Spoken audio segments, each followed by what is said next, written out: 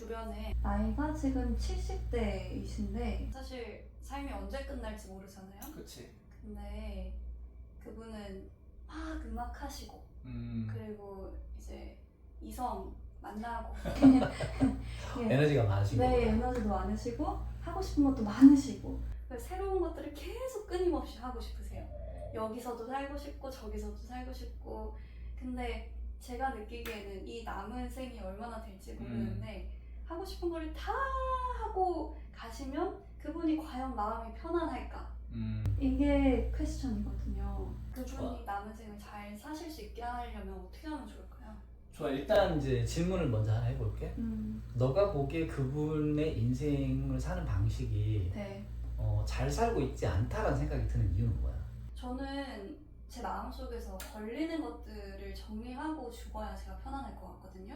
그건 이해했어. 네, 근데 제가 막 애착이 많았을 때 저를 생각해보면 힘들었거든요. 아, 왜냐면 자꾸 잡으려고 해도 얘가 빠져나가잖아요. 그렇지.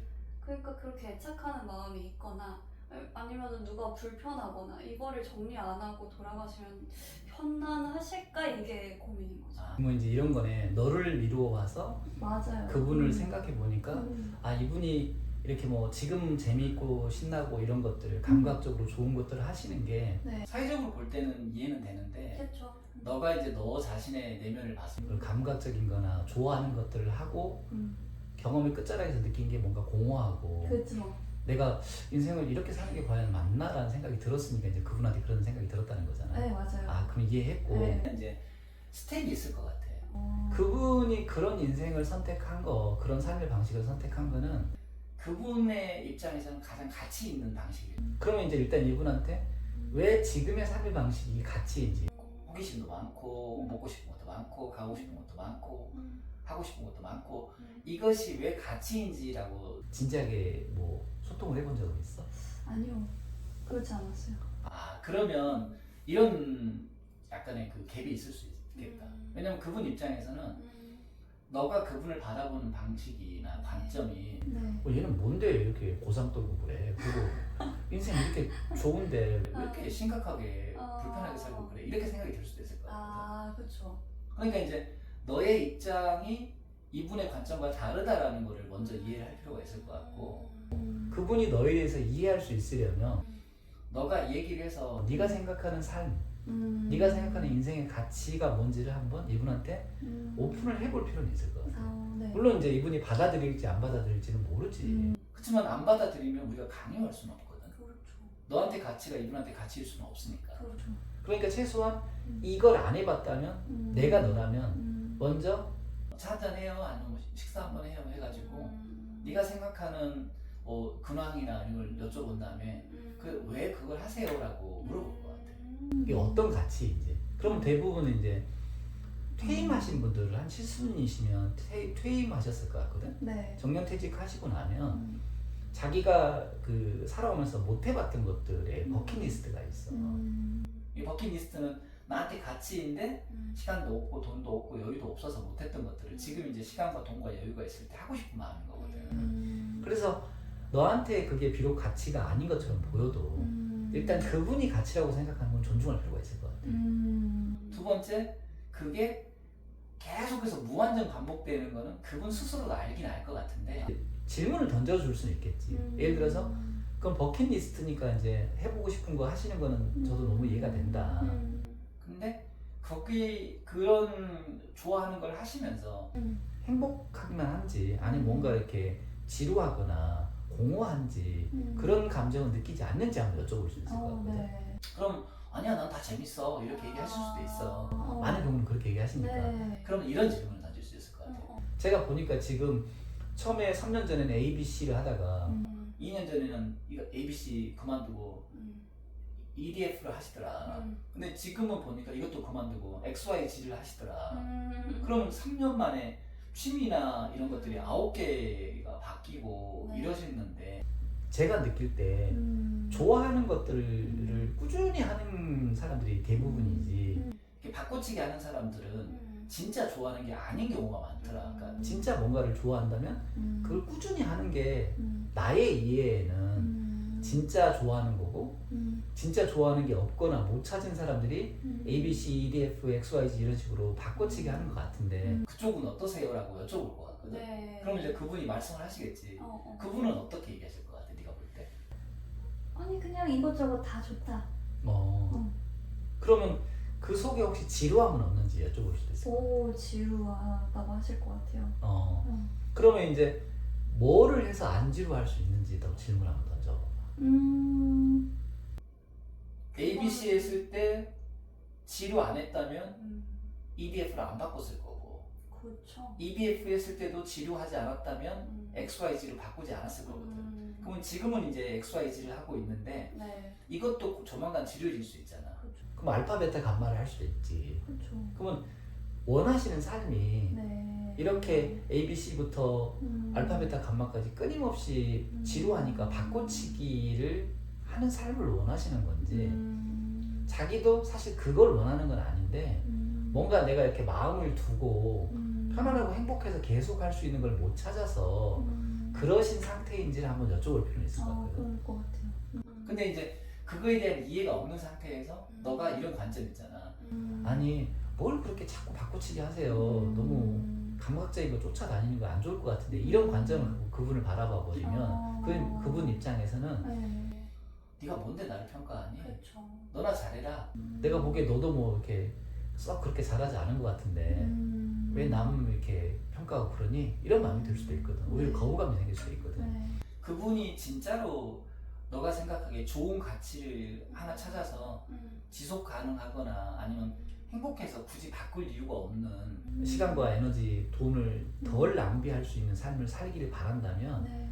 그분이 진짜 행복해졌으면 바라는 마음이 1번이어야 될 것 같고 맞아요. 그렇다면 그분을 평가하는 것보다는 그분이 왜 그럴 수밖에 없는지를 이해해 보는 것도 되게 중요할 것 같아요. 네. 그러니까 그동안 너무 일하고 뭐 아이들 키우고 이러느라고 자기 욕구가 너무 좌절했거나 아니면 시간도 에너지도 없어가지고 그걸 못해서 너무 미련이나 아쉬움이 남았을 수도 있거든. 네. 근데 좌절을 했거나 뭐 어떤 시간과 에너지가 없어서 못했던 그 억압이 있는데 그거를 네가 생각하는 좋은 가치라고 해서 들이대고 평가를 해버리면 이분 입장에서는 욕구도 억압당하고 남에게서 이렇게 자기의 욕구를 외면당하거나 무시당한다고 생각을 하면 굉장히 불편한 마음이 저항감이 더 생길 거거든. 네.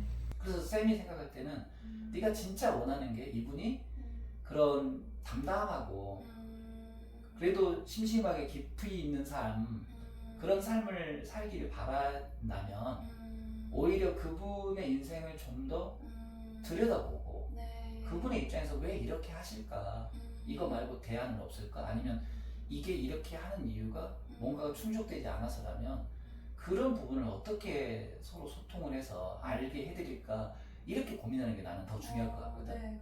그럼 한번 시뮬레이션 해보자. 너가 이제 그분을 바라보는 관점은 어떻게 해야 된다고? 평가하지 않는다. 그래 맞아 평가하지 네. 않는다. 그럼 이제 평가할 때는 어떤 게 숨어 있는 거야? 내가 맞다. 그래 맞아. 내가 생각하는 가치는 옳고 네. 당신이 하고 있는 가치나 갖고 있는 가치는 옳지 않다는 생각이 있는 거야. 근데 여기서 오류는 뭐냐면 아 나도 내가 옳다는 생각보다는 일단 내 기준 좀 내려놓고 네. 이분의 삶을 좀 한번 느껴보고 그분이 왜 그걸 하시기를 원하는지 어떤 배경이 있는지를 느껴보면 네. 내가 그냥 가치 없는 거 계속 하실 거예요 이렇게 갖고 가는 것보다 아 정말로 더 행복하셨으면 좋겠고 여기저기 이렇게 왔다 갔다 돌려막기 욕구를 돌려막기 하는 것보다는 뭔가 진짜 좋아해서 행복하시게 살았으면 좋겠는데 도움을 좀 드리려면 어떻게 해야 될까 이 의도를 갖는 게 더 중요하다고 생각하거든. 네. 근데 그런 눈으로 그분을 바라보면 어떨 것 같아 그분이 얘기할 때 나 요즘에 이거 배워 재밌다 그러면 아 그건 어떻게 해서 배우시게 된 거예요? 진짜 관심을 보이고 아 그때는 어떤 느낌이 드세요? 라고 공감도 하고 아 저도 그런 거 해봤으면 재밌을 것 같아요. 근데 이제 끝자락에서 저번에 이거 배우시기 전에 A 하고 계시던데 그럼 그건 왜 관두신 거예요? 이렇게 여쭤볼 수 있잖아. 네. 그럼 그분이 아 오래 하니까 지겹더라고 한 3개월 하니까 못하겠더라고 이렇게 얘기하실 수 있단 말이야. 네. 그러면 그 전에는 C 하셨었잖아요. 그거는 왜 안 멈추신 거예요? 그러니까 C도 오래 하니까 재미가 없더라고. 그리고 거기 또 사람들이 나랑 결이 잘 안 맞더라고. 그러면 네가 이제 이렇게 말씀해 드릴 수 있는 거지. 제가 들어보니까 진짜 하고 싶은 거를 아직은 못 찾으신 것 같아요.